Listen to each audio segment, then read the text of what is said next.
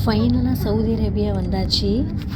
Luggage எல்லாத்தையும் எடுத்து car ஃபுல்லாக வச்சுட்டு யாம்பு சிட்டி கிளம்பியாச்சு. ஏன்னா யாம்புவில் தான் நம்ம இருக்க போகிறோம். புது ஜேர்னி, புது கண்ட்ரி, புது லாங்குவேஜ் கூட. இருக்கிற எல்லா கண்ட்ரிலையும் சவுதி தான் ரொம்ப ஸ்ட்ரிக்ட்டுன்னு சொல்லுவாங்க. எல்லாம் பயமுறுத்தியே வச்சுருந்தாங்க.